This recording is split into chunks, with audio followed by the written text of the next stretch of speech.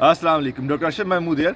आज की वीडियो के अंदर हम बात करेंगे स्मोक के बारे में और हम देखेंगे कि ये बच्चों को कैसे इफेक्ट करती है, बच्चों के लंग्स पे इसका क्या इफेक्ट होता है और एट द एंड हम देखेंगे कि हमें अपने बच्चों को इससे बचाना कैसे है। स्मोक आजकल एक बहुत हॉट टॉपिक है और डेफिनेटली होना भी चाहिए, क्योंकि पाकिस्तान और ना सिर्फ पाकिस्तान बल्कि पूरा जो रीजन है, इवन अफ़गानिस्तान, चाइना और इंडिया, इसके अंदर ये अपने जो डेरे जमाए बैठी हुई है और बहुत से शहरों को इसको इफ़ेक्ट कर रही है। इवन देहात तक भी ये पहुंच चुकी है और हमारे जो हिली एरियाज़ हैं उनके अंदर भी आप इसके इफ़ेक्ट देख रहे हैं। एक लोकल नहीं बल्कि ग्लोबल फिनोमेना बनता जा रहा है।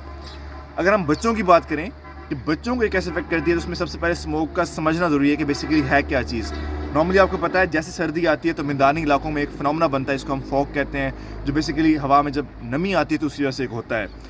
अब जब हवा के अंदर बहुत ज़्यादा पोल्यूशन होगी, बहुत ज़्यादा गैसेस होंगी, जो कि हमारे दरख्त कटने की वजह भी है, इंडस्ट्रियलाइजेशन भी है और ट्रांसपोर्ट सिस्टम का बेतहाशा फैलाव भी है, तो उस वजह से क्या होता है कि हमारे जो पोल्यूशन हवा की बढ़ जाती है। इसके अंदर डिफरेंट गैसेज हैं like carbon monoxide, sulphur oxide, nitrogen oxide और ओजोन। ये सारे मिलके और सस्पेंडेड पार्टिकल्स जो होते हैं मिलके एक पोल्यूशन क्रिएट करते हैं, इसको हम फॉग कहते हैं। और बेसिकली ये एक छोटे से एरिया के अंदर कंडेंस हो जाती है, तो आपको वहाँ पे विजिबिलिटी इशूज़ भी आते हैं और आपको डेफिनेटली फील होता है कि हम किसी गंदी एयर के अंदर सांस ले रहे हैं। ये स्मोक है।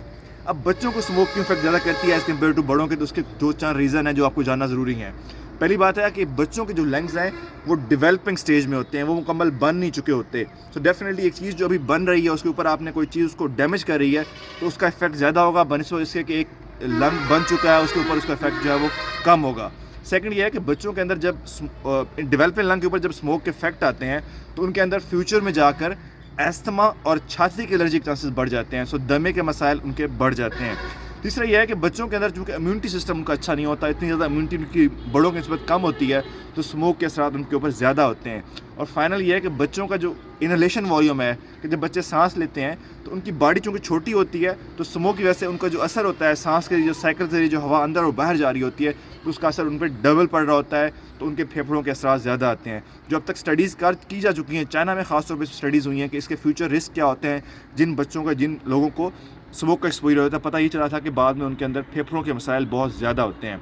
अब हम अपने बच्चों को बचा कैसे सकते हैं, तो इसमें कुछ टिप्स हैं जो आपने ज़रूर अपनानी है और ये जो 1-2 महीने होते हैं स्मोक के, इसके अंदर आपने ज़रूर करनी है।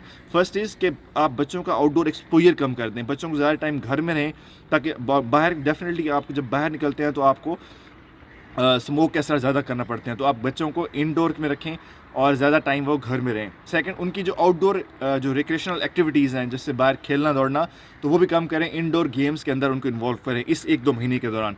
इससे भी उनका जो है एक्सपोजर स्मोक से कम होगा। थर्ड ये है कि आप 2 चीज़ों का इस्तेमाल करें, क्योंकि स्मोक जो है डेफिनेटली 2 जगह पे इफेक्ट करती है। एक तो आपका आई का एरिया है, आइस पे अगर बाहर बच्चा निकलना है तो आप ग्लासेस उसको पहना सकते हैं, और दूसरा उसकी इनहेलेशन है तो उसके लिए आप मास्क का यूज़ कर सकते हैं। डिफरेंट मास्क आते हैं, इसके अंदर N95 है, N99 है और सिंपल जो मास्क हमारा होता है वो, तो अगर आप अवेलेबल आपके पास है तो N95 और N99 का यूज़ करें, अगर वो नहीं तो सिंपल मास्क यूज़ कर सकते हैं, वो भी बहुत इफेक्टिव है। मास्क का यूज़ करें, ग्लासेस का यूज़ करें। इसके बाद इंपॉर्टेंट ये है कि अपने बच्चे की हाइड्रेशन को अच्छा रखें। डेफिनेटली जो भी केमिकल्स बच्चा इनहेल करता है, तो अगर वो हाइड्रेटेड होगा तो डेफिनेटली वो उसके यूरिन के ज़रिए एक्सक्रीट हो जाएंगे और बच्चे को कम से कम उसके साइड इफ़ेक्ट्स आएंगे। तो ये चीज़ आपने ज़रूर फॉलो करनी है, बच्चे की जो है उसकी वाटर इनटेक को बढ़ाएं एंड बच्चे की जो है डाइट को बेहतर करें। डेफिनेटली बच्चा जब स्मोक के इफेक्ट उसको आते हैं तो चांसेस ज़्यादा होते हैं कि बच्चों की आंखें ख़राब हो जाएं और उनके गले और छाती के मसाइल हो जाएं। तो अगर बच्चे की अच्छी डाइट होगी, उसके अंदर जो है न्यूट्रिशन फुल डाइट होगी, विटामिन फुल डाइट होगी, तो कम चांसेस होंगे कि बच्चा बीमार होगा आपका और वो इस इफ़ेक्ट को बर्दाश्त कर लेगा। फाइनल ये है कि अगर आपका बच्चे में कोई एस्थमा का मसला है या उसको बहुत ज़्यादा एलर्जी है, तो उस सूरत में आपको अगर अफोर्डेबिलिटी का इशू नहीं है तो आप एयर प्योरीफायर यूज़ कर सकते हैं। एयर प्योरीफायर बेसिकली क्या होता है कि ये आप घर के अंदर रखते हैं, ये जो घर की एयर होती है उसको अपने अंदर सक करता है और उसको फ़िल्टर आउट करता है। उसके अंदर कोई भी पार्टिकल मटेरियल होगा, कोई गैसेस होंगी, तो उसके अंदर डिफरेंट फ़िल्टर लगे होते हैं, तो उसके अंदर वो अब्जॉर्ब कर लेगा। डेफिनेटली ये कॉस्टली है, लेकिन अगर आप इसको अफोर्ड कर सकते हैं और या आपके बच्चे के अंदर कोई ऐसा मसला है कि जिसमें आप नॉर्मल जो पहले स्टेप्स मैंने बताए हैं उसके ऊपर वो हल नहीं हो रहा, उसको बहुत ज़्यादा बीमारी का मसला हो रहा है, उसके छाती के मसाइल ठीक नहीं हो रहे, तो उस सूरत में फिर आपको इस स्टेप की तरफ जाना पड़ सकता है। Thank you.